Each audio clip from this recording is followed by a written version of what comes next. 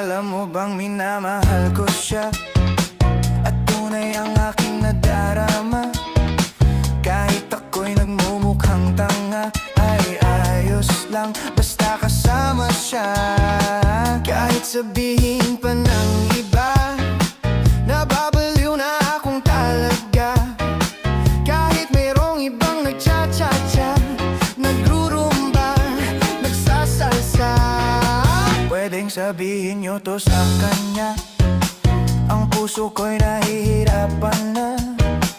Ano pa ba ang pwede kong gawin na uubra upang maakit siya? Palagay kaya